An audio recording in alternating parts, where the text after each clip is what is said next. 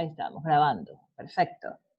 Entonces, hoy vamos a ver los reclamos, vamos a ver cómo implementa, al menos Rentas Internas, el tema de los reclamos y que se vuelve súper sencillo, simple, realmente algo que es muy práctico y que obviamente la cultura de reclamo en relación a los tributos realmente se vuelve bastante amigable. Entonces eso vamos a tratar el día de hoy, ya estamos 24 personas, ya estamos la mayoría. Voy a compartirles pantalla para, digamos, usar nuestros recursos que tenemos, ¿no? Bien, ¿dónde está mi artículo? Aquí está. Aquí está mi artículo. Muy bien.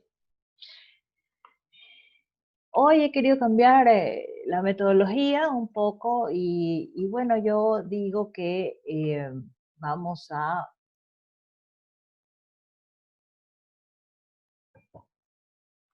dar lectura. Vamos a ir leyendo, ¿sí?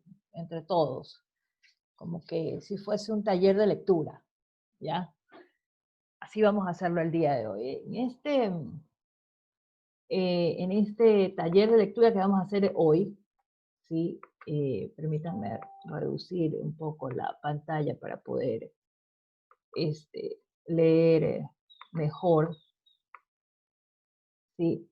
Fíjense ustedes que aquí tenemos, déjenme poner esto aquí abajo, perfecto. Ya, listo. Entonces, el día de hoy vamos a hablar sobre los reclamos y los recursos administrativos.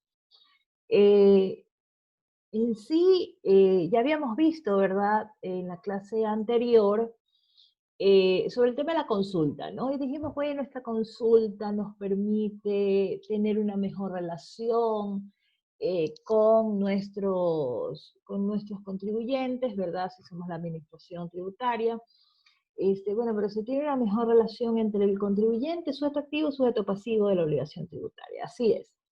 Entonces, habíamos explicado también este proceso de determinación de la obligación tributaria, que lo podíamos hacer por parte del sujeto activo de manera directa o de manera presuntiva, ¿sí? Y habíamos hablado de algunas situaciones que en virtud de esa determinación podían resultar, ¿verdad? Algunas liquidaciones, algunos temas de exoneraciones, temas ¿cómo se llama? De pagos indebidos, de pagos en exceso, ¿verdad?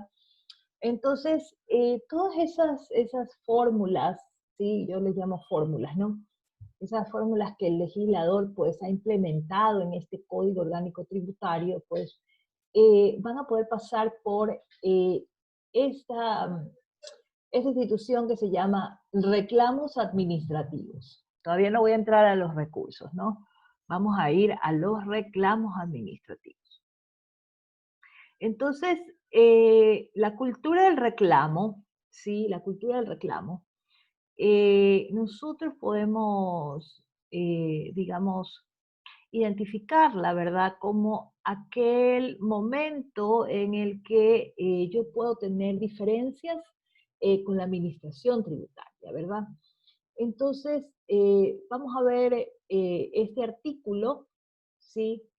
Que está pues en esta página que se llama Derecho Ecuador, que ustedes pueden consultarlos, hay artículos muy buenos, es una buena herramienta, digamos, para revisar determinados temas. Tienen ustedes ahí, aquí ven las legislaciones que tienen, pueden ver las doctrinas, ¿no? Y entonces aquí les despliega, miren todas las doctrinas que usted puede encontrar. Sí, es una herramienta bastante útil, a mí me gusta mucho y además que es nacional, y bueno, escriben gente de nuestro país y gente importante que realmente pues tiene un muy buen criterio. Pero sobre todo, fíjense ustedes que son artículos muy sencillos, muy prácticos, que puntualizan las instituciones que queremos revisar. Entonces, muy bien. Fíjense ustedes que dice aquí, vamos a leer este primer párrafo, que dice, la etapa administrativa del reclamo tiene su punto de partida con la notificación a los contribuyentes de un acto administrativo que establece la obligación tributaria. Fíjense esta primera frase, ¿no? Esta primera línea de lectura. Efectivamente, tiene como punto de partida una notificación. Ya habíamos hablado de la notificación, ¿verdad? Habíamos dicho que la notificación era un elemento importante dentro de cualquier procedimiento de determinación, pues obviamente también la notificación tendrá presencia eh,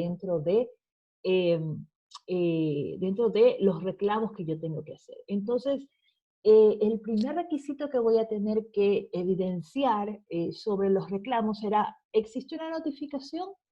¿Hay un acto notificado? ¿Hay un acto administrativo de la administración tributaria notificado? ¿Sí? Para poder hacer el ejercicio de la impugnación por reclamo. Entonces, fíjense ustedes, ¿sobre qué? Sobre las obligaciones tributarias, ¿verdad? Muy bien. Entonces, esa es, digamos, la primera idea que nosotros debemos de aterrizar, ¿sí? Como punto de partida de nuestra institución llamada reclamo. Luego dice, una vez cumplido este requisito, el sujeto pasivo o contribuyente, responsable o tercero, que sabemos que son los que están contenidos en los que son identificados como sujetos pasivos de la obligación tributaria.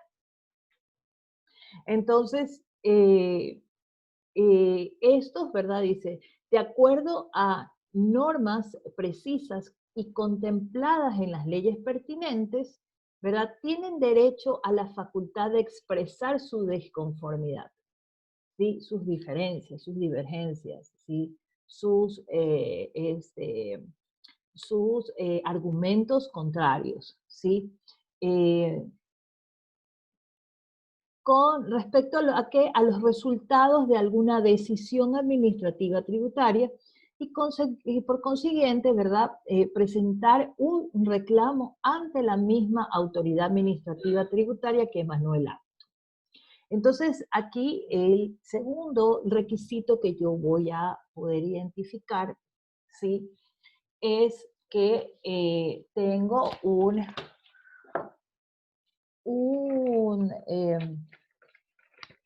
tengo que, digamos, buscar el tema de tener un resultado, ¿sí? Un resultado, fíjense ustedes, de una decisión administrativa.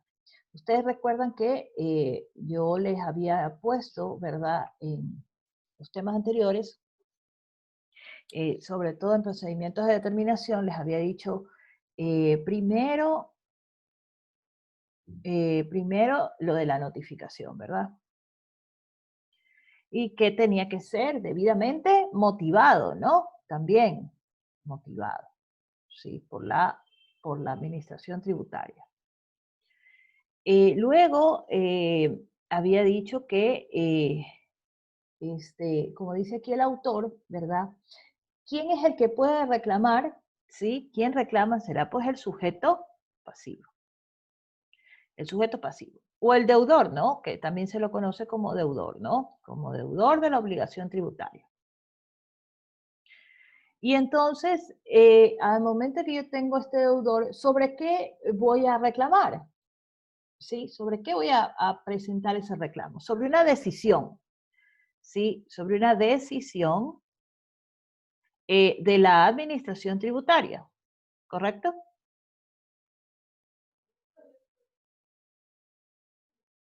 Es decir, un acto resolutivo, ¿ya? Es un acto resolutivo. Recuerden ustedes que les dije, los actos resolutivos pueden ser positivos o negativos, ¿verdad? Afirmativos o negativos. Es decir, los que me pueden dar la razón y los que no me pueden dar la razón, pero básicamente, ¿sobre qué vamos a reclamar? Pues evidentemente sobre lo que no nos dan la razón, ¿no? Entonces, digamos, ahí es donde se va, mejor dicho, a identificar cuál es el objeto del reclamo. ¿Ven? El objeto del reclamo. ¿Sí? El objeto del reclamo que será las diferencias, disconformidad controversias con la administración tributaria,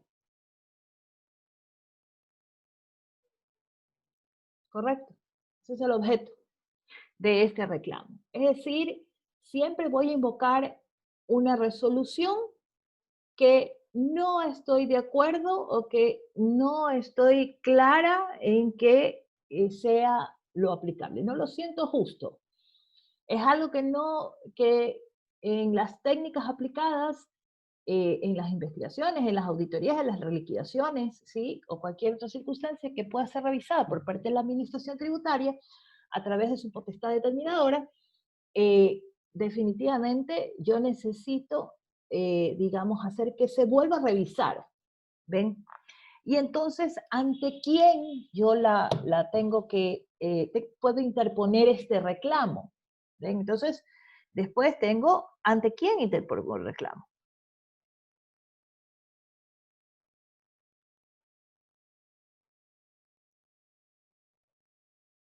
Pues será ante la administración tributaria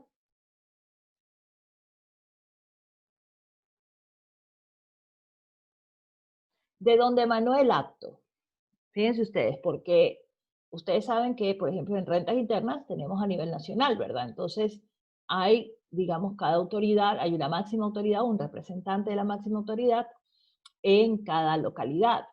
Entonces, lo más probable es que eh, digamos, va a ser conocida por estas autoridades. Y eso también nos permite identificar que el reclamo está en un primer nivel y luego vienen los recursos que van a ir ¿a dónde? A la máxima autoridad ya definitivamente de la institución, es decir, ante el director general del Servicio de Rentas Internas. ¿Ok? Entonces ahí, digamos, tenemos dos instancias para poder revisar, digamos, cualquier reclamación, impugnación o decisiones de la administración tributaria. ¿Ya? Entonces es importante saber ante quién lo tengo que interponer. Entonces, dijimos ante la administración tributaria de donde emana el acto, ¿no? El acto administrativo tributario. Luego, dice, el poder tributario inherente al Estado, ¿sí? Eh, se haya, dice, concretado en el poder público que dicta la norma jurídica de la tributación en todos los aspectos, ¿no?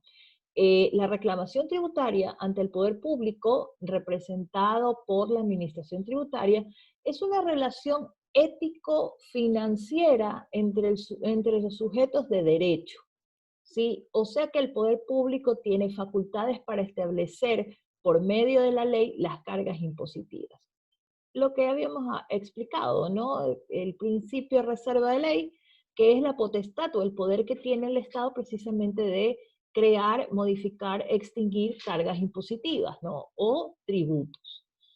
Eh, dice, pero el contribuyente tiene también derechos y obligaciones. Ya vimos los derechos y obligaciones, los acabamos de ver hace unos días atrás, ¿verdad? Vimos que efectivamente nuestros contribuyentes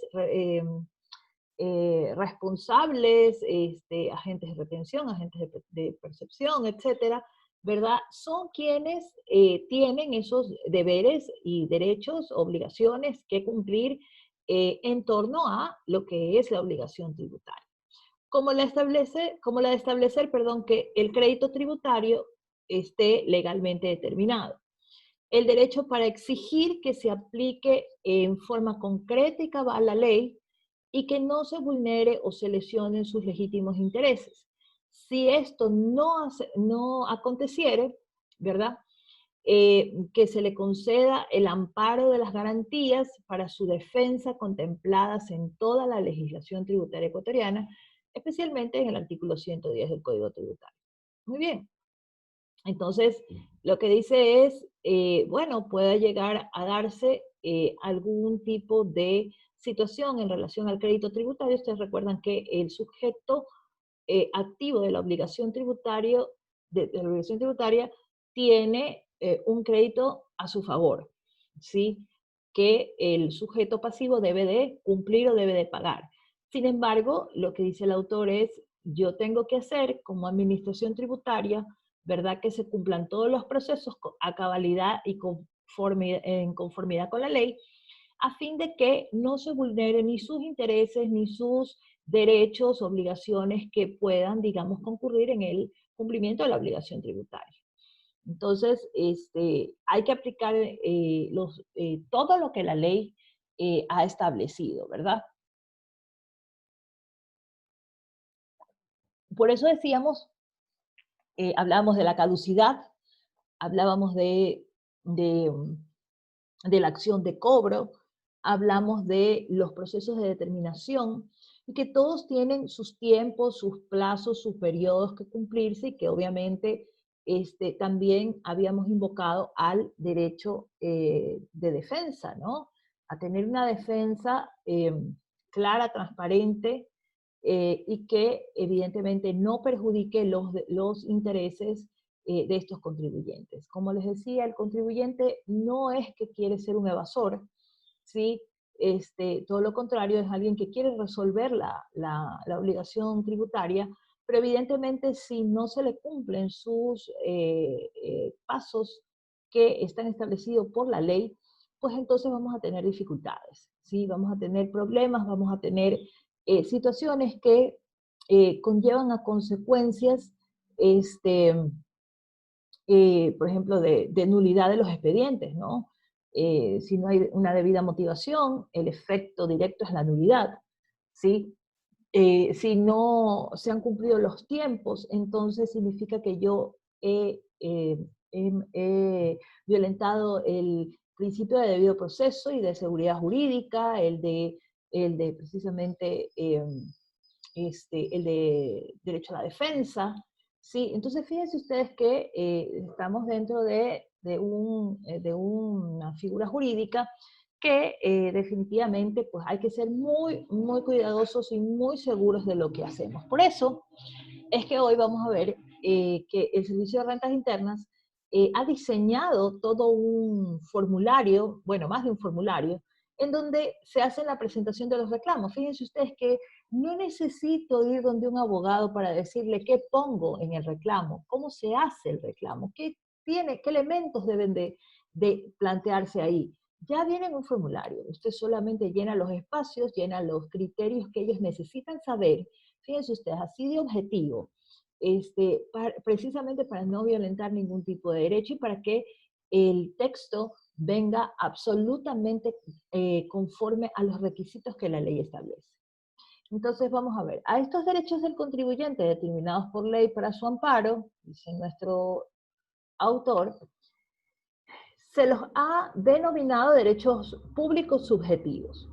Se hallan contemplados en la Constitución y en ella se prescribe como garantía general que la respectiva ley debe proteger los derechos de las personas contra los abusos del poder público. Indudablemente, sí, definitivamente el legislador traza un camino, sí, de algunos pasos que deben de cumplirse o al menos que tienen que concurrir a fin de poder garantizar los derechos, protegerlos y darle seguridad jurídica.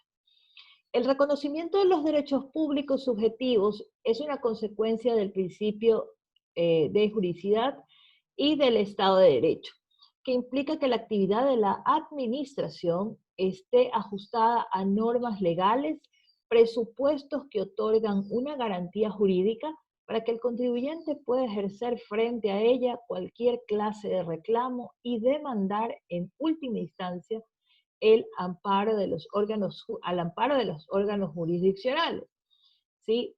Si por actos administrativos contrarios a la ley se lesionan sus derechos y legítimos intereses. O sea, es decir, aquí nos dice que en la vía del reclamo, ¿verdad? En sede administrativa, también me da paso a que pueda llegar a una demanda en la vía jurisdiccional. Muy bien, entonces, ¿quién será el competente? ¿Sí? ¿Quién será el competente en estos reclamos? La validez o nulidad de los actos administrativos, dice el autor, ¿no? Entre los que se hayan incluidos los de índole tributaria, dependen esencialmente de la competencia. Esto es, que hayan sido dictados por el órgano administrativo o autoridad, ¿verdad?, dentro del límite de sus atribuciones. Pues sí, definitivamente el elemento de la competencia, ¿sí? Es decir, yo cuando tengo que estructurar un reclamo, yo voy a preguntarme, bueno, ¿quién es el órgano competente, no? Ya habíamos dicho que yo interponía el reclamo a través de la administración tributaria. Sí, pero también tengo que verificar si realmente esa administración tributaria es la competente, ¿no? Yo siempre digo, no voy a reclamar impuestos nacionales a los GATS, ¿verdad? A los gobiernos autónomos descentralizados. Es que aquí vengo a reclamar el impuesto a la renta y resulta ser que es el municipio, ¿no? O es el Consejo Provincial. Entonces usted no puede ir a una administración tributaria que no tiene la competencia de esos tributos. A eso se refiere el autor. Entonces, y más allá de eso, porque obviamente al no tener la competencia, pues cualquier procedimiento de reclamo será absolutamente nulo. Entonces yo tengo que ver, entonces, o verificar que sea ante la autoridad que realmente emitió la determinación de la responsabilidad o la resolución, digamos, que me da del acto administrativo tributario, que lo reconozca, ¿verdad? Y que yo no estoy conforme con lo expresado ahí. Y entonces tengo que ver si realmente quien lo realizó tenía la competencia para hacerlo, porque también puede pasar, ¿verdad? Entonces, fíjense, de dos vías. Yo tengo que verificar que mi reclamo se presenta ante el órgano competente, pero también que mi resolución que emitió la administración tributaria, también ese funcionario haya tenido la competencia para emitir esa resolución. Entonces, fíjense ustedes, es una dualidad que hay ahí, ¿no? O sea, es decir, hay dos maneras de verlo para poder verificar si estamos planteando el reclamo correctamente. ¿Ya? Muy bien. Dice, habla sobre la validez de los actos administrativos que establece el 132 del Código Tributario. Hay que tomar en consideración, por favor, que yo casi nunca me refiero a números de artículos, sino más bien a las instituciones, porque el articulado cambia, ¿no? Este artículo es del año 2013, ¿no? Entonces, probablemente no sea la misma numeración, porque han habido algunas reformas, pero, sin embargo, por favor, tomemos en cuenta que hablamos es de la institución a la que se refiere. En este caso se refiere cuando son inválidos o cuando no tienen o no gozan de validez los actos administrativos de la administración tributaria. Los actos administrativos serán nulos, dice, y la autoridad competente los invalidará de oficio o a petición de parte, en los siguientes casos, dice. Cuando provengan hubieran sido expedidos por autoridad manifiestamente incompetentes, lo que les decía, ¿no? Si yo puedo ser el director del Servicio de Rentas Internas, ¿verdad? O puedo ser un coordinador, soy el coordinador jurídico, pero el coordinador jurídico no es el titular, por ejemplo, del área de reclamos, ¿ya? En la institucionalidad del Servicio de Rentas Internas hay una unidad que se refiere al reclamo, ¿ya? O que tramita los reclamos, ¿ok? Entonces, si yo no soy el coordinador jurídico, pues obviamente, y hay otra persona que maneja el tema de los reclamos, yo no tengo por qué intervenir, a pesar de que la formación o el perfil sea el mismo, ¿sí? Es decir, debe tener, digamos, un abogado, ¿no? Que maneje este tipo de situaciones. Sin embargo, puede darse de esa manera, ¿no? Entonces, yo tengo que verificar en relación a la competencia la validez del acto, ¿ok? La validez del acto. Eh, También dice cuando hubieran sido dictadas con prescindencia de normas, de procedimiento o de las formalidades que la ley prescribe. Siempre que se hayan obstado el derecho de defensa o que la omisión hubiera influido en la decisión del reclamo. Sí, definitivamente, si tenemos un procedimiento que seguir, debemos de cumplirlo todo. Si tenemos formalidades de ley, tenemos que cumplirlas. ¿Sí? Si a mí me dicen que yo tengo que intervenir con un poder especial, por decirlo, o con poder general, ¿verdad?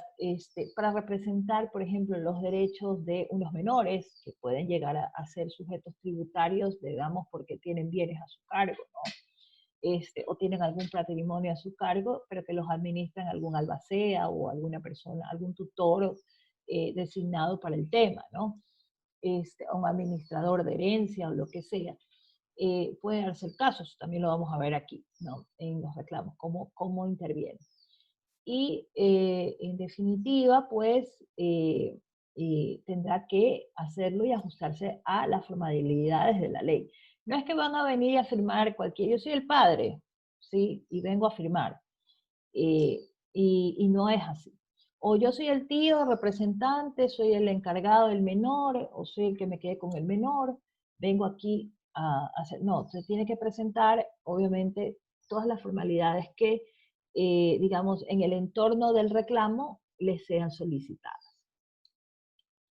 La competencia, dice, se halla regulada por normas de carácter jurídico y los contribuyentes o afectados pueden hacerla valer por medios jurídicos. Son normas de orden público e improrrogables porque están establecidas en relación con el interés público, ¿no? Esta competencia, dice, se refiere a la actividad administrativa realizada por órganos que pertenecen, y realizan actos que comportan el establecimiento de las obligaciones tributarias. Dentro del procedimiento administrativo tributario y de excepción, los actos administrativos se producirán por el órgano competente mediante el procedimiento establecido en el Código Tributario y se aplicará la norma especial tributaria cuando la naturaleza del tributo se instituya un procedimiento de excepción. Entonces, miren ustedes, varias cosas. En primer lugar, la competencia, ¿sí? Tiene que también darse bajo un procedimiento establecido por ley,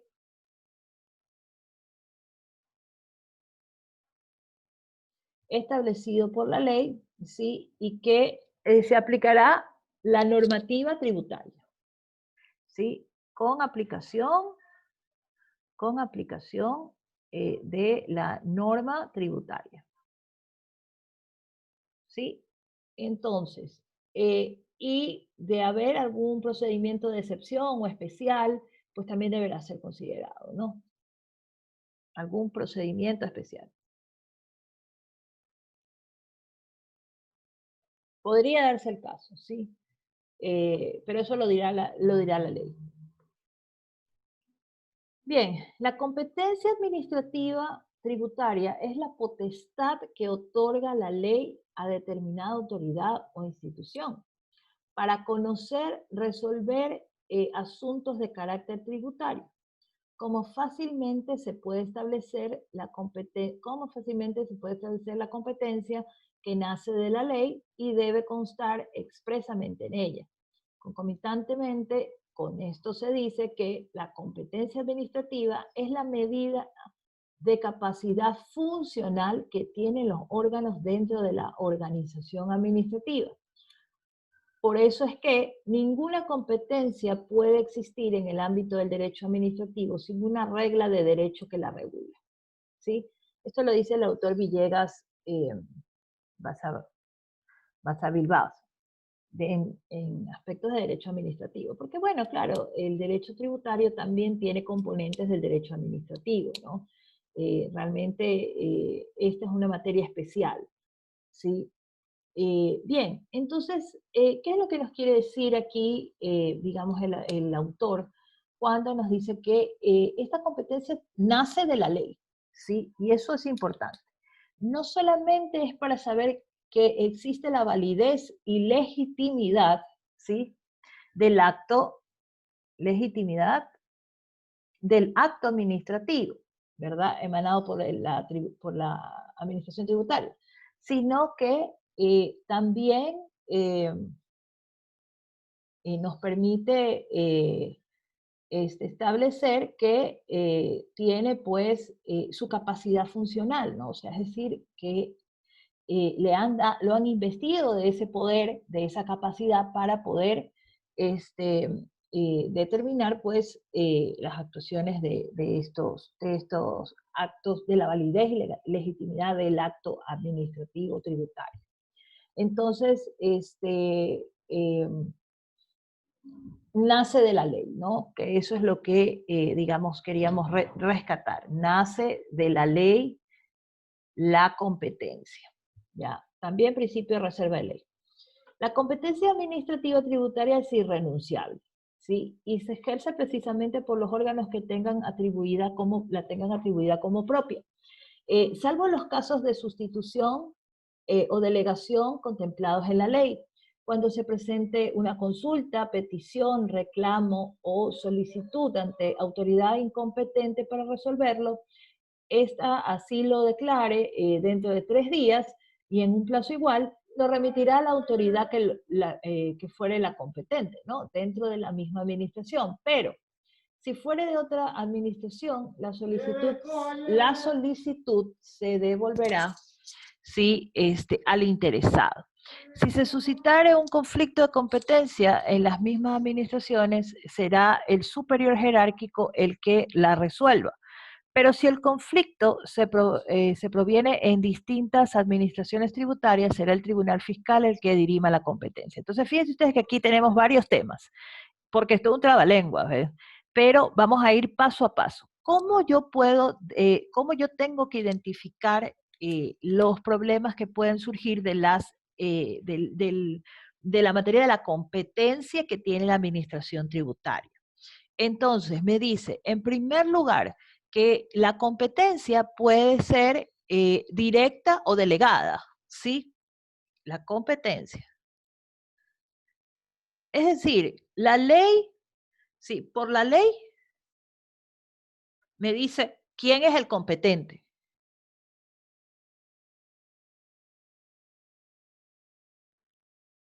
Pero en el derecho administrativo ustedes saben que existe la delegación, ¿sí? La figura de la delegación. Pues entonces también puede existir por delegación, ¿ya? Por eso es que tienen las competencias, por ejemplo, los coordinadores de alguna institución, los subsecretarios, ¿sí? cualquiera de estas autoridades, digamos, de nivel jerárquico un poco por debajo de quién, de la máxima autoridad. ¿Sí? Entonces me dice, bueno, puede darse de esta manera, pero también, ¿sí? Me dice, si hay algún conflicto de competencia, dentro de la administración tributaria de la misma institución, pues entonces yo tengo que dirimir, ¿verdad? ¿A quién le corresponde? ¿Ya? ¿Quién lo va a hacer? La máxima autoridad, ¿sí? Es la máxima autoridad la que debe definir a quién a la larga de estas dos unidades que puedan llegar a tener conflictos de competencia, ¿sí? De conocimiento, ¿verdad? De esas actuaciones, pues tendrá que dirimirlo. Pero también puede darse un conflicto de competencias entre entidades distintas, ¿ya? Y entonces, en ese momento dice, no, ya no será resuelto en la misma sede administrativa, ¿sí? Sino que tendrá que resolverla ¿quién? Tendrá que resolverla el tribunal fiscal, ¿ya? Es decir, el contencioso tributario. ¿Ya? El contencioso tributario es el que va a definir cuál es ese conflicto de competencia. ¿Cuál entidad administrativa tributaria es la competente para conocerlo? ¿Ya?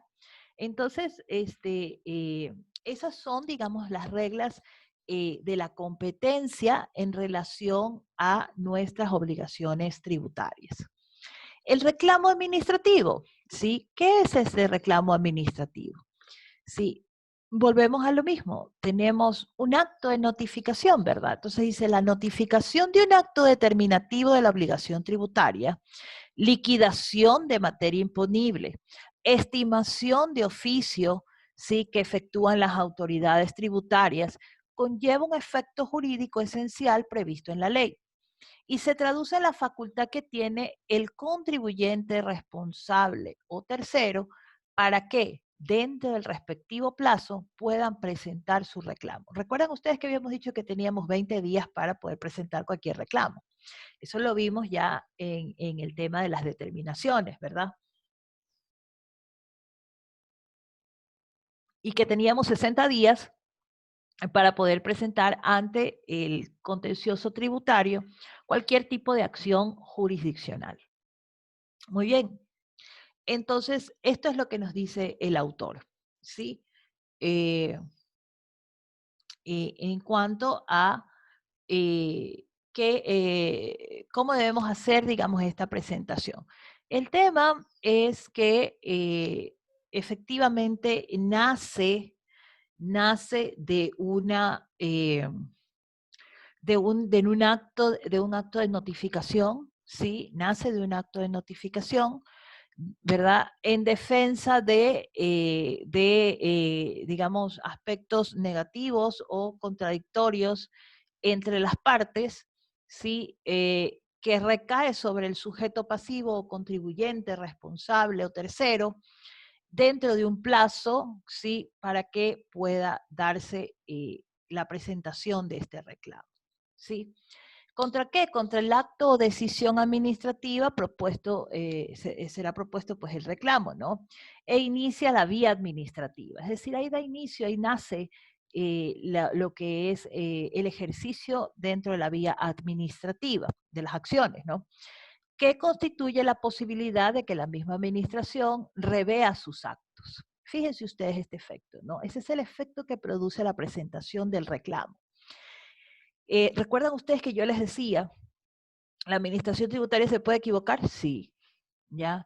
Y por eso es que el legislador, a través de no solamente del Código Orgánico Tributario, sino de la materia constitucional, ¿verdad? Dice, en todas las instituciones administrativas, el ciudadano tendrá derecho a recurrir, ¿ya? Es decir, a poder interponer un reclamo, a poder interponer un recurso, ¿sí? Que pueda resolver o revertir, ¿sí?, la actuación de la administración tributaria. Es decir, yo le puedo insistir a la administración que la visión que tiene de mis actuaciones están equivocadas porque no están conforme a lo que dice la ley y que quizás está haciendo una interpretación excesiva, ¿sí?, o de abuso de poder, es decir, fuera de la ley, ¿ya? Fuera de la ley. Nosotros tenemos que saber que dentro del derecho público solo hacemos lo que la ley dice. ¿Sí? No se inventen nada, ¿no? Así les digo yo a todos los servidores públicos que han trabajado conmigo. Por favor, no vengas a inventarte las cosas. La ley es la ley y la ley dice las cosas claramente. Y si usted tiene duda, pues para eso está la doctrina, si ven que es fuente del derecho, ¿sí? Por eso la ponen como fuente del derecho. Usted tiene una duda, la ley no es clara, la ley no ha hecho, pues bueno, investigue con las fuentes del derecho. Y la fuente del derecho está la jurisprudencia y la doctrina, ¿sí? Que son precisamente las últimas que se consultan, pero claro, porque están dentro de quién, fundamentada a través de los jurisconsultos, ¿no? A través de personas que han venido preparándose, personas que han tenido experiencia en el tema, personas que pueden decir hacia dónde tiene que ir la norma y hacia dónde está el espíritu de la ley, ¿sí? Que lo conocemos, ¿no? El espíritu de la ley, el legislador tiene un espíritu, que pone, que se plantea dentro de nuestra normativa. Por eso es importante leer siempre la parte introductoria de cualquier normativa, ¿sí? Nosotros vamos al artículo 1 siempre, no, hay que saber cuáles son los antecedentes que el legislativo ha puesto que motivan justamente el diseño de ese proyecto de ley, ¿sí?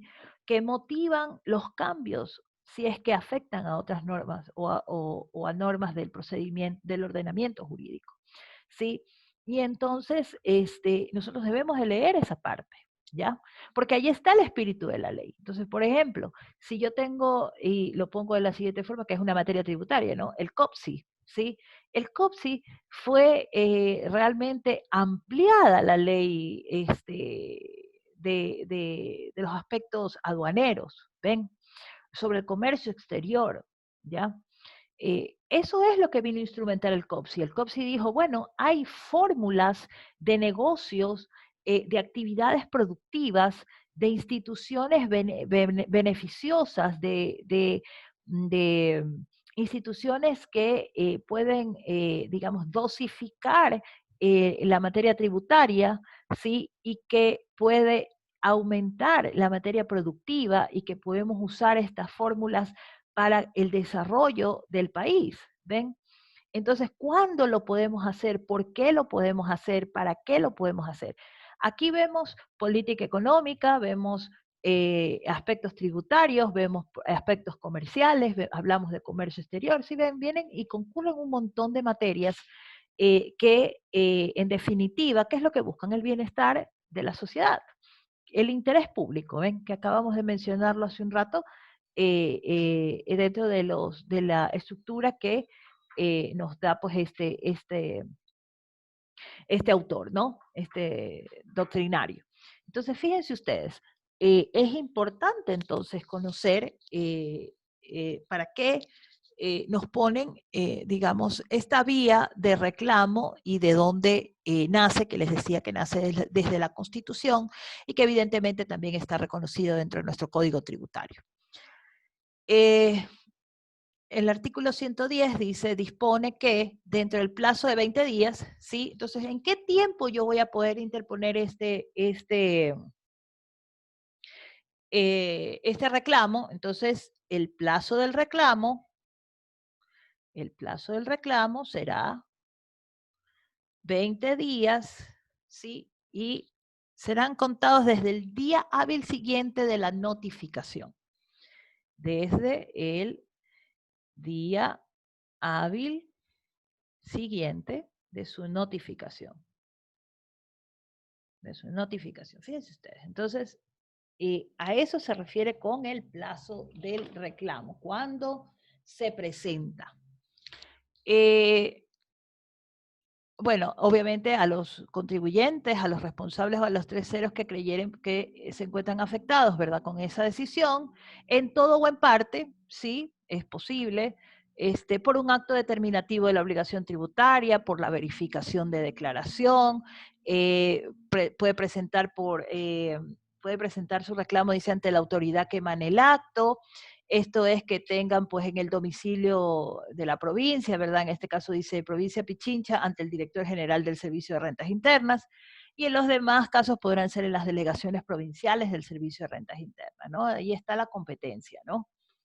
Eh, ¿A quiénes, digamos, estarán facultados para reclamar, ¿no?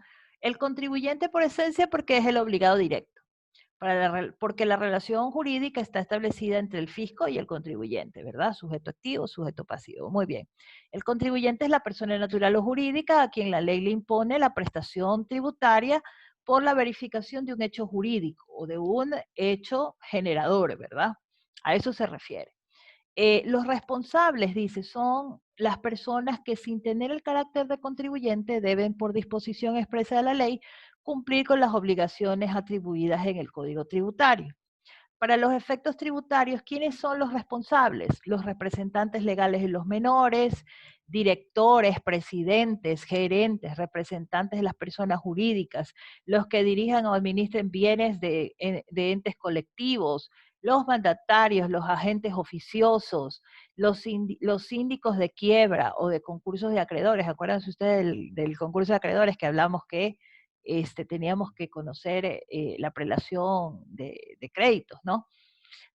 Los administradores de bienes ajenos, la responsabilidad se limita al valor de los bienes de los administrados y al de las rentas que se produzcan. Son también responsables los adquirentes de bienes raíces, los adquirentes de bienes de negocios o empresas, sociedades que sustituyen a otras, sucesores a título universal, los donatarios, así como también son responsables de la gestión tributaria los agentes de retención, que son aquellas personas naturales o jurídicas que en razón de sus actividades, función o empleo, estén en posibilidad de retener tributos y de que por mandato legal estén obligados a ellos. Y los agentes de percepción que por mandato de ley están obligados a recaudar tributos y entregarlos a los sujetos activos.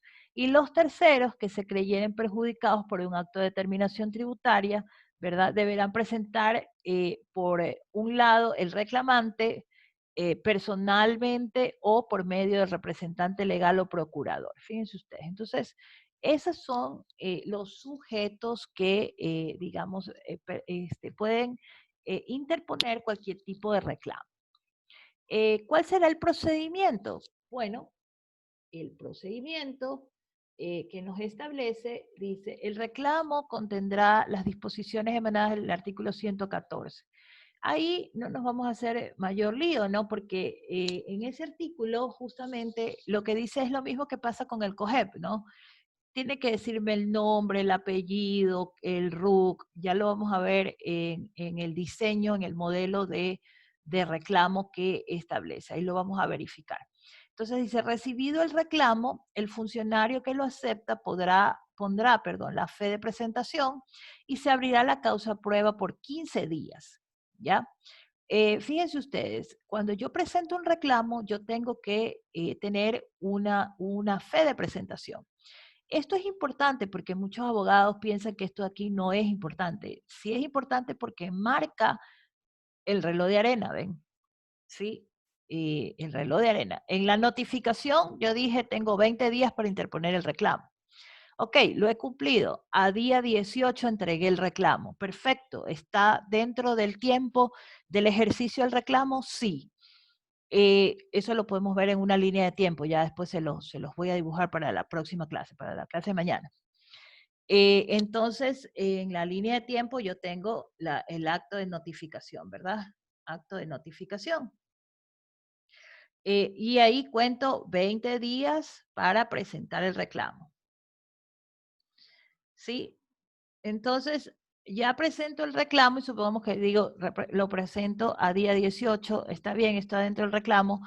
Muy bien, tengo que tener una fe de presentación, ¿ya? Una fe de presentación. Entiendo que el Servicio de Rentas Internas pone una codificación ahora. Es un código de barras. Les ponen con un adhesivo, me parece que es que ponen. O lo imprimen, no lo recuerdo. Pero bueno, en todo caso ahí tiene usted su código de barras y con ese código de barras usted le puede dar seguimiento, ¿ya?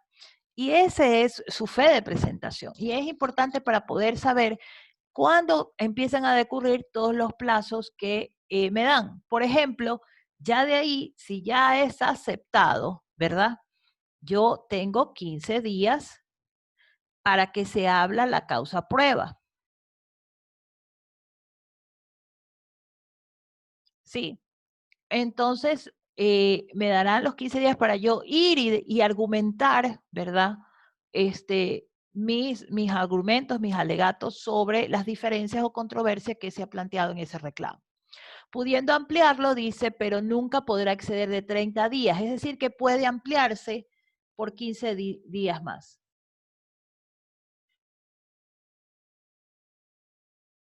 ¿Ya? Como estipula el artículo 122. La administración, dice, podrá, una vez admitido el reclamo, impulsar de oficio el procedimiento sin perjuicio de atender oportunamente las peticiones de los interesados. Y en una misma providencia ordenará realizar de manera simultánea las diligencias necesarias, prescindiéndose de aquellas que sean innecesarias. O sea, es decir, tiene la potestad para decir cuáles son las pruebas que se van a evacuar, ¿verdad? Pero puede ser una inspección, puede ser un peritaje, ¿sí? En donde, digamos, si la administración tributaria considera que es innecesario, pues entonces no se realizará. Ya solamente los reclamantes o sus abogados tendrán acceso a examinar el expediente de sus reclamos y no será permitido sacar el expediente fuera de las oficinas de la administración. Es decir, que usted puede revisar el expediente dentro de las oficinas, no fuera de las oficinas de la administración tributaria. Eso garantiza la seguridad del expediente, sí, que no se pierda, que no se mutile, que no se rompan, que no se desaparezcan documentos, etcétera. Eso es parte de la responsabilidad, ¿no? solamente los reclamantes o sus abogados tendrán acceso a examinarlo. Los medios de prueba son todos aquellos que la ley permite, ¿no? Dice, exceptuándose la confesión de funcionarios o empleados públicos, además de ser necesario, dice, el funcionario que receptó el reclamo podrá, a su juicio, si fuera necesario, señalar día y hora para la recepción de una audiencia. Sí, entonces puedo tener una audiencia, ¿ok?